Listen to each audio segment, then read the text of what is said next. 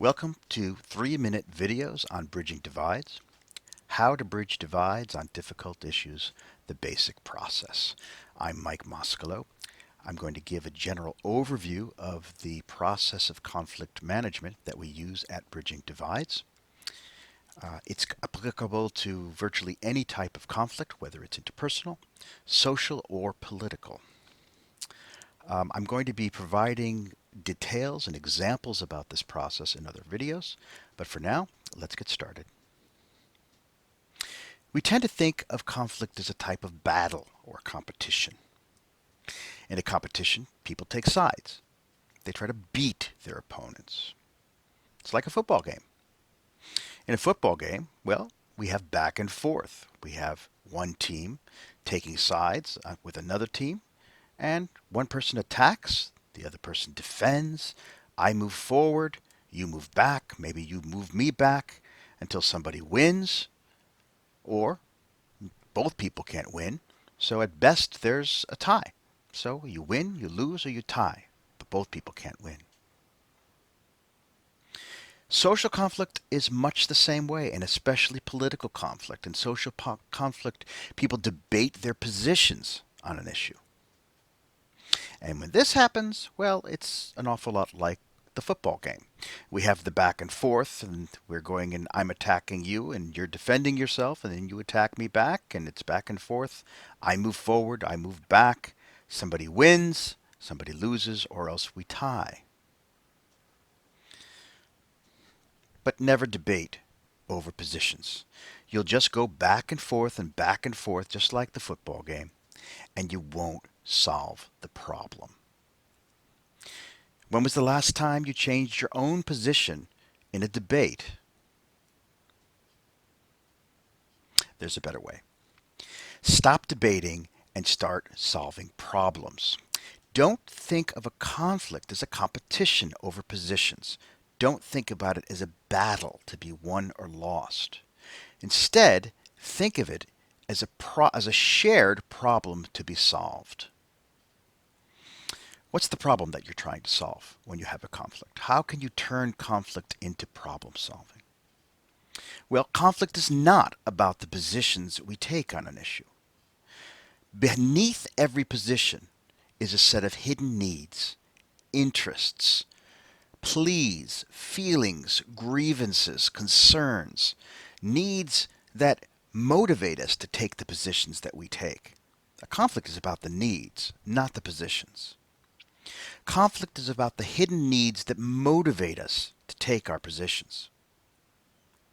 So, the person who takes position one has his own needs, feelings, and values, problems he's trying to solve.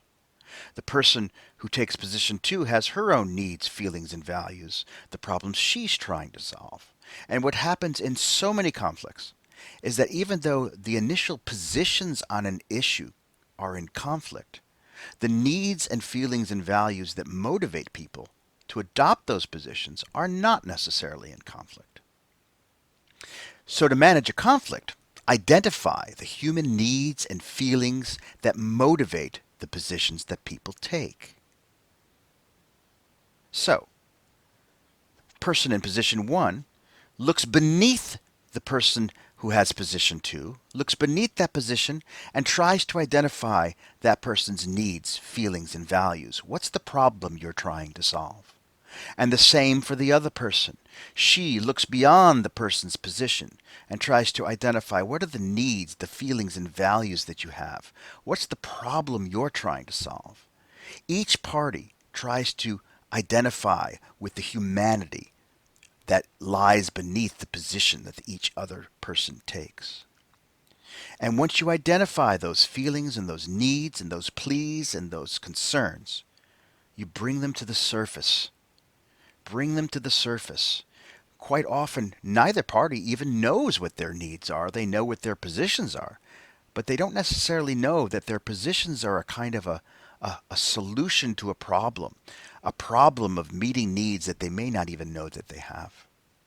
Bring those needs and feelings and values to the surface, and then forget about the positions. You don't need them. You're going to create better ones. So now you've identified each person's genuine needs. It's time to brainstorm. It's time to find ways to meet the underlying needs of each party to the conflict.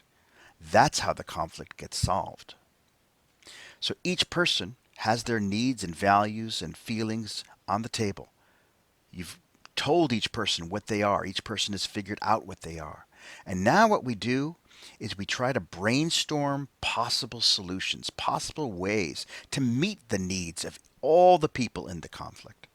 And it doesn't matter what the solutions are at this point. You just think of them, you brainstorm them, come up with good solutions and bad solutions and crazy solutions and ugly solutions. It doesn't matter.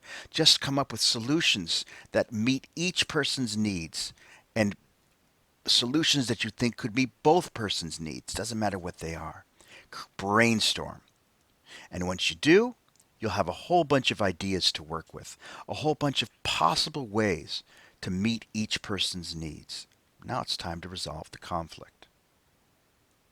To do this, drawing on all the possibilities, create a shared solution that meets all the needs of all the stakeholders as best as possible.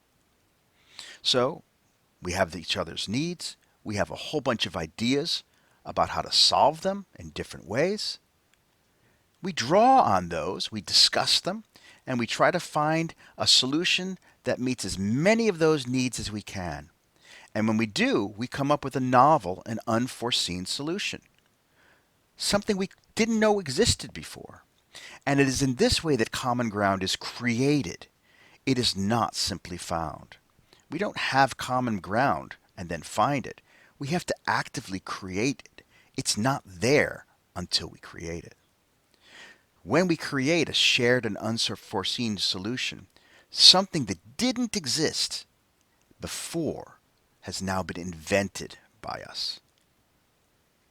That's a general overview of the most basic conflict management processes that we use. To see how this can be put into practice, for evidence, for examples, and for further details, go on to the next videos.